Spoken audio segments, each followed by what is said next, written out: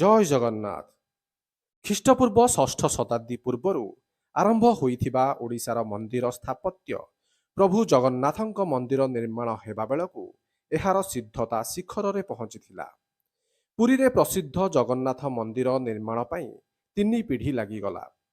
ଏକାଦଶ ଶତାବ୍ଦୀର ମଧ୍ୟଭାଗରେ ପୂର୍ବଗଙ୍ଗା ରାଜବଂଶର ରାଜା ଅନନ୍ତ ଭୀମ ଚୋଡ଼ଗଙ୍ଗ ଦେବଙ୍କ ଦ୍ୱାରା ଆରମ୍ଭ ହୋଇ ଦ୍ୱାଦଶ ଶତାବ୍ଦୀରେ ତାଙ୍କ ନାତି ରାଜା ଅନଙ୍ଗ ଭୀମଦେବଙ୍କ ଦ୍ୱାରା ସମ୍ପନ୍ନ ହୋଇଥିଲା। ଜଗନ୍ନାଥ ମନ୍ଦିର ଦୁନିଆର ଅନ୍ୟତମ ପୁରାତନ ମନ୍ଦିର ଅଟେ।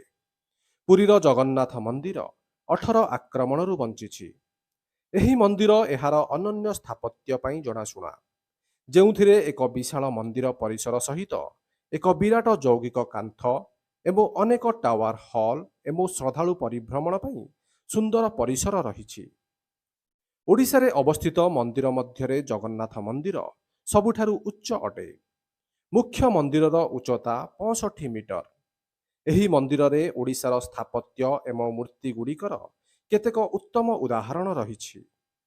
ଏହି ମନ୍ଦିରଟି 2ଟି ଆୟତାକାର କାନ୍ଥ ଦ୍ୱାରା ଘେରି ରହିଛି। ବାହ୍ୟ ଘେରଉକୁ ମେଘନାଦ ପ୍ରାଚୀର ଏବଂ ଭିତର ଘେରଉକୁ କୁରୁମା ବେଧା କୁହାଯାଏ। ଜଗନ୍ନାଥ ମନ୍ଦିର ଏକ ଆଦର୍ଶ ପଞ୍ଚରଥ ଯୋଜନାରେ ଅଛି। 4ଟି ଅତ୍ୟାବଶ୍ୟକ ଅଂଶ, ଯାହା ବିନିମୟା ଗର୍ଭଗୃହ, ଜଗମୋହନ କିମ୍ବା ଦର୍ଶକ ହଲ୍, ନୃତ୍ୟ ମଣ୍ଡପ ଏବଂ ଭୋଗ ମଣ୍ଡପ ସହିତ ଏହି ମନ୍ଦିର ସମ୍ପୂର୍ଣ୍ଣ ବିକଶିତ କଳିଙ୍ଗ ଶୈଳୀର ଏକ ପ୍ରକୃଷ୍ଟ ଉଦାହରଣ। ଏହାର ଧଳା ରଙ୍ଗିତ କାନ୍ଥ ହେତୁ ଏହି ମନ୍ଦିରକୁ ଧଳା ପଗୋଡ଼ା କୁହାଯାଏ।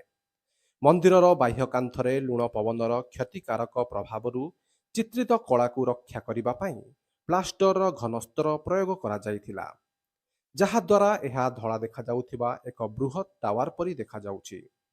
1975ରେ ପ୍ରତ୍ନତାତ୍ତ୍ୱିକ ସର୍ବେକ୍ଷଣରେ ଭାରତ ସରକାର ସୂକ୍ଷ୍ମ ପଥର ମୂର୍ତ୍ତି କାର୍ଯ୍ୟକୁ ପ୍ରକାଶ କରିଥିଲେ। ଏହି ମନ୍ଦିର ପୁରୀକୁ ଭାରତର 4 ଧାମ, 4ଟି ପବିତ୍ର ବାସସ୍ଥାନ ମଧ୍ୟରୁ ଗୋଟିଏ କରିଥାଏ, ଯାହା 4ଟି ପ୍ରମୁଖ ତୀର୍ଥସ୍ଥାନ। 3ଟି ଧାମ ଯଥା ପଶ୍ଚିମରେ ଦ୍ୱାରକା, ଉତ୍ତରରେ ବଦ୍ରିନାଥ ଏବଂ ଦକ୍ଷିଣରେ ରାମେଶ୍ୱରମ୍ ପରିଦର୍ଶନ କରିବା ପରେ ତୀର୍ଥଯାତ୍ରୀମାନେ ଏହି ସ୍ଥାନ ପରିଦର୍ଶନ କରନ୍ତି, ଯାହା ଜଗନ୍ନାଥ ଧାମ ନାମରେ ଜଣାଶୁଣା।